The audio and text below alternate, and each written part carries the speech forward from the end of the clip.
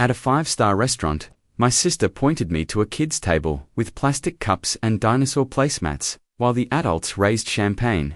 I smiled, took my seat and quietly planned none of them saw coming. They called it a family celebration. Private room. Soft music. Floor-to-ceiling windows catching the last gold light over the river. I showed up with a good bottle of wine and a steady smile. "Jess, sweetie, sit over there with the kids," Diane said, voice sugary enough to hurt a tooth. "The adult table is full." She gestured to a long, beautiful table set with linen, crystal, and tall candles. My parents were already there, laughing with my brother and his wife. On the other side of the room, pushed near the kitchen doors, sat a short table covered in a paper cloth, plastic cups, and crayons. Three little faces looked up at me, happy and unbothered by adult games. I have my own apartment and a real job, but in my family, I'm still the baby. The one who gets seated, not asked. "Sure," I said lightly. "No problem." Diane blinked, surprised I didn't protest. She shouldn't have been. You learn that making a scene only feeds the story they write about you. If they want to treat me like background, I can be silent and strategic. I set the wine at the kids' table. The server appeared, polite but confused. "Something to drink?" "Water," I said. "I won't be staying long." My nieces grinned and slid coloring books toward me. "I like them. They're pure." This was not about them. This was about what the adults wanted me to swallow. Plastic cups for me, polished glass for them, fries here, seared scallops there. Eyes on the children here, attention and respect over there. From across the room, I heard my mother's bright laugh, like a bell you can't unring. My father didn't look up from his phone. My brother watched me the way people watch a TV on mute. Diane glowed already in host mode, tapping a spoon against her glass for quiet. I took out my phone under the table and typed a text to my best friend. "If I call you, it's a signal. Fake emergency, 20 minutes. Her reply came fast. "Say the word." The server returned with a small basket of fries and, without asking, a kid's menu plate placed in front of me. The adults got a board of cheeses with tiny silver knives. A bottle of champagne popped. A toast rose. No one waved me over. I didn't move. I watched. I counted who looked at me. No one. Diane stood, smiling wide. "We have big news." The room went quiet. My fingers rested on my phone, not trembling. "Ready? Before we continue, please subscribe to the channel and write in the comments about which country you're watching this video from. Enjoy the story." Diane lifted her glass. "We have big news." Champagne sparkled. Forks paused. Faces turned toward her like flowers to sun. "I'm pregnant," she said. Hand on a still flat stomach, the adult table burst cheers. A bright laugh from my mother. My father standing to shake Greg's hand. The server slid a chilled bottle into a silver bucket. Napkin folded just so. The clink of crystal sounded like tiny bells. At the kids' table, Emma leaned close. "Is that why Auntie is glowing?" "Maybe," I said, and ruffled her hair. Tyler held up a fry like a sword and whispered, "Can we get more ketchup?" Across the room, they raised a toast. No one waved me over. No one said my name. I lifted my plastic cup of water and set it back down. Quietly I watched the small things, the tells. My mother's eyes were wet. My brother leaned in, eager. Kelly touched Diane's wrist, whispering a name suggestion like it was already written. And Greg, his arm curled around the back of Diane's chair. Not around her, but around the spotlight. I felt the old pull. Explain yourself. Soften, make it easier for everyone, but it passed. I kept my smile. I kept my seat. The server returned, this time with a shy look and a small plate I hadn't ordered. Mac and cheese. Steam, yellow, a plastic fork. Behind her, a board of cheeses arrived at the adult table, with thin crackers and knives that looked like jewelry. "Excuse me," I said softly. "Could you help me settle my part? Separately, I may need to leave early." Her eyes flicked to the adult table, then back to me. "Of course," she whispered. "Give me a moment." The name on her tag, Jennifer. I kept it. My phone buzzed under the table. Vanessa, want the call? Not yet, I typed. Different plan. Diane tapped her spoon against crystal again. Also, we're thinking of redoing the nursery. Maybe a woodland theme. I wanted a puppy, Emma said, more to herself than to me.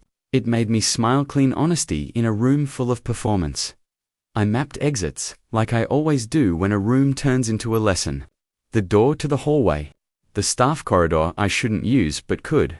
The private room curtain that might make a light sound if I brushed it. Jennifer slipped a black folder against my elbow. Discreet.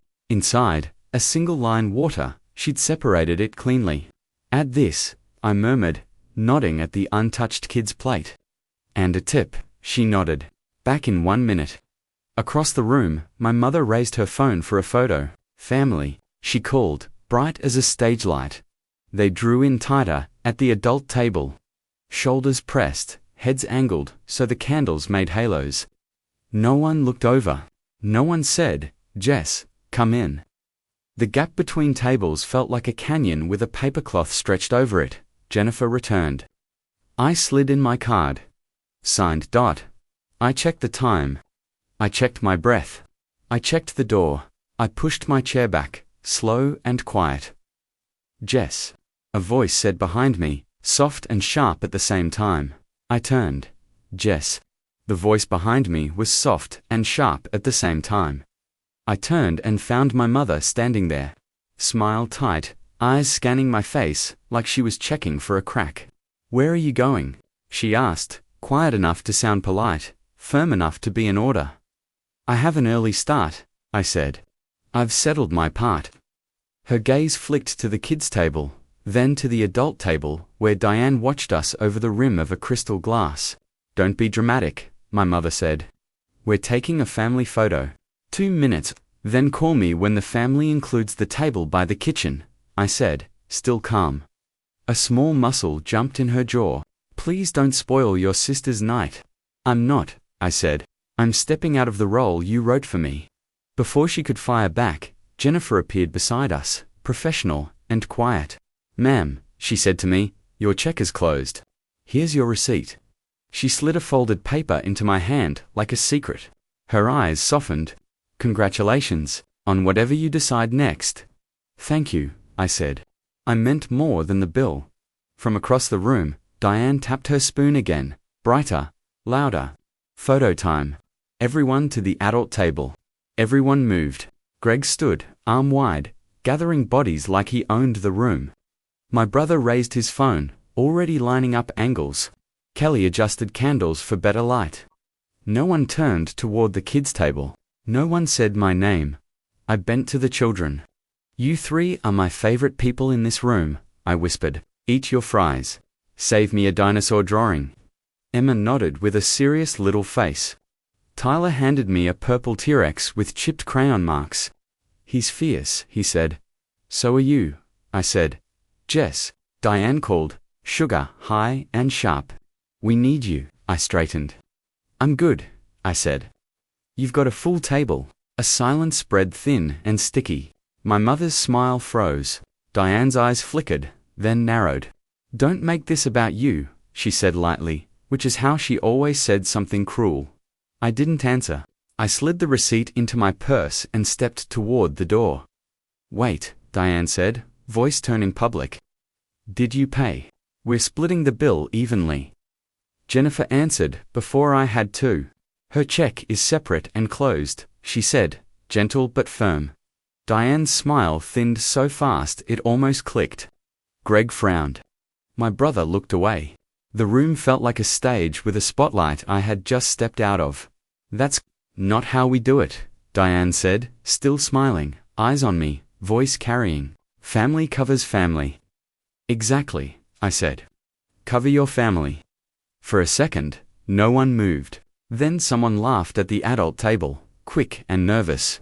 A fork clinked against a plate. The room resumed its hum. My mother gave me a look that said we would discuss this later, which always meant I would be told what I did wrong. I pushed my chair in.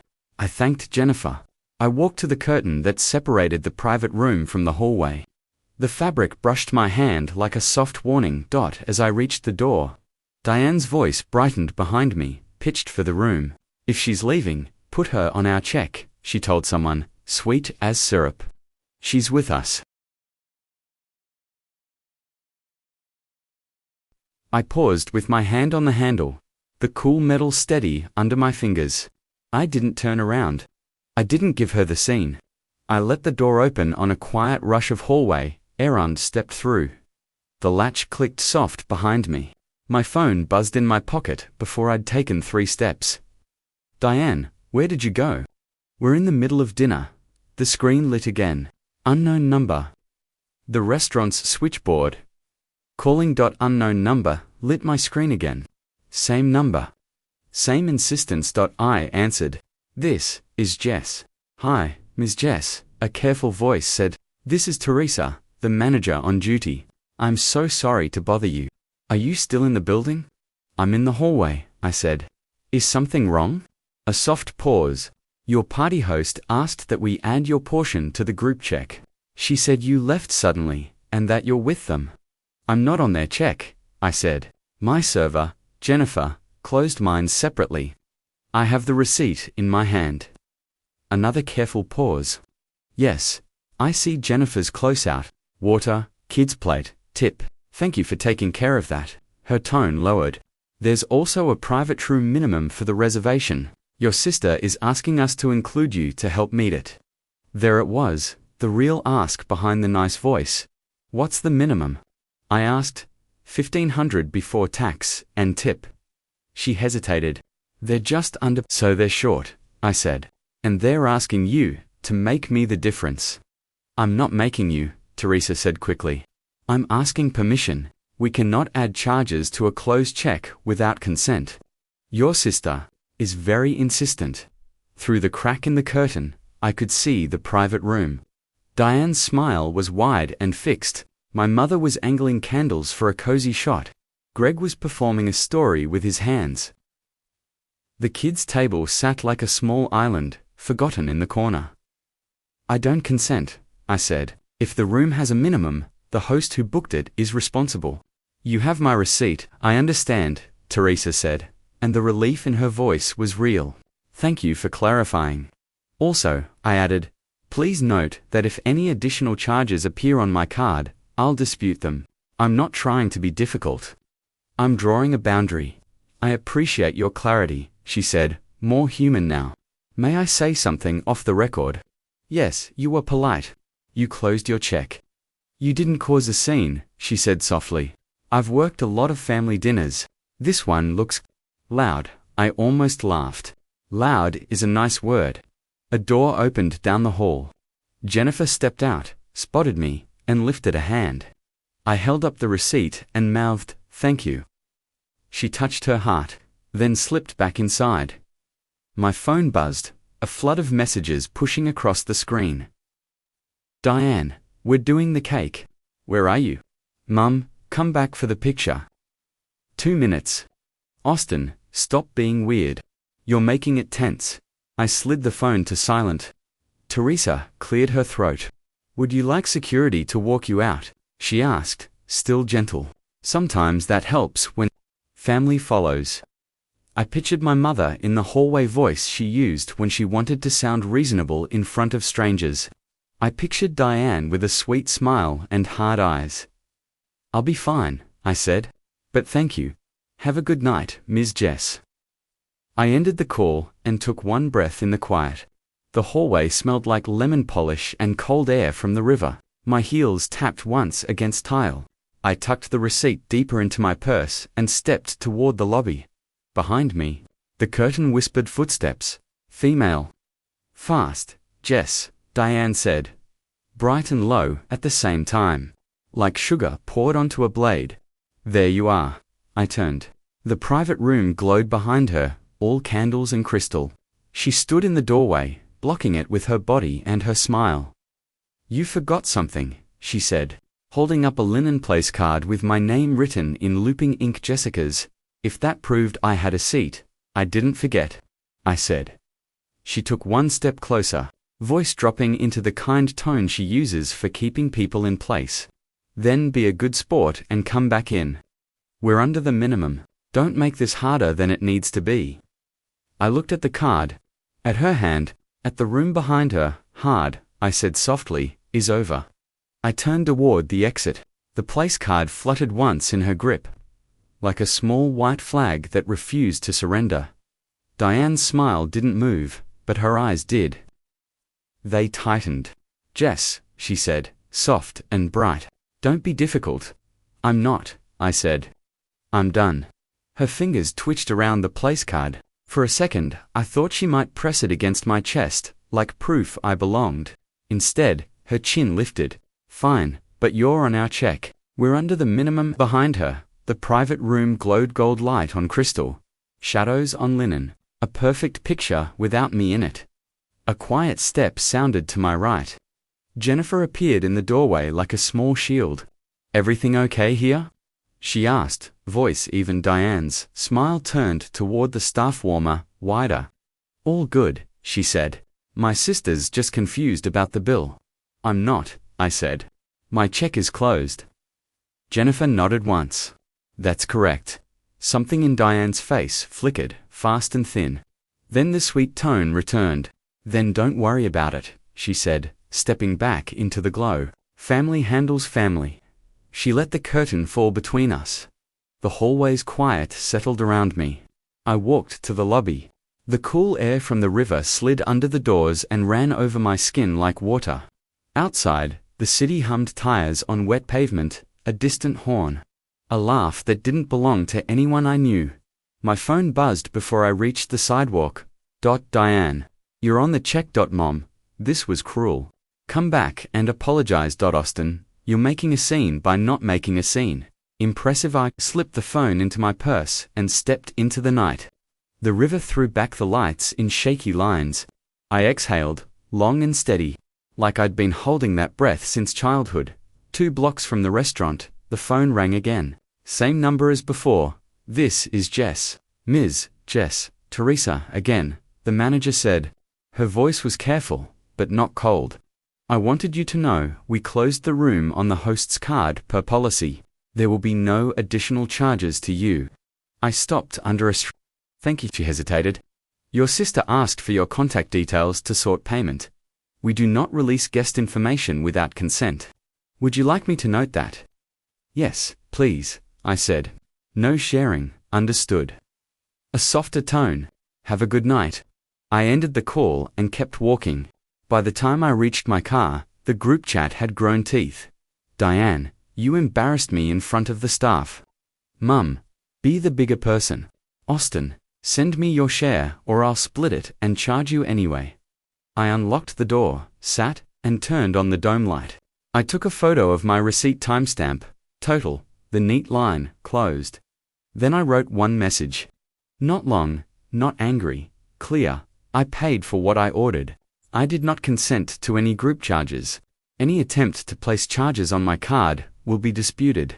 If you want to talk, start with an apology for the kids' table. Until then, I'm taking space.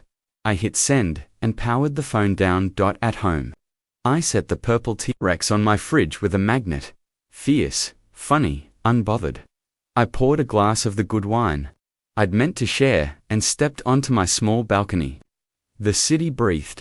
Somewhere below, someone cheered. A train rode a low line through the air. I thought about all the times I'd swallowed small humiliations so dinner could stay smooth, so photos could look pretty, so my place card would stay on a table I hadn't chosen. I thought about plastic cups and linen napkins, about a curtain that fell and a door that opened. My phone was dark on the counter. The quiet didn't feel empty. It felt earned. The next morning, a final email arrived from the restaurant. Polite, formal, precise. Per contract, the host is responsible for any unmet minimum. Thank you for dining with us. I filed it where I keep important things. Passport, lease, proof. The group chat kept buzzing through the day on a device I didn't turn on. I made coffee. I opened my laptop. I sent 2 applications I'd been saving, not because they would prove anything to anyone, but because I wanted them. That night, I taped the receipt behind the dinosaur drawing and closed the freezer on a bag of ice. I didn't need. They sat me at a kid's table. I chose a different room. Respect wasn't given there, so I gave it to myself.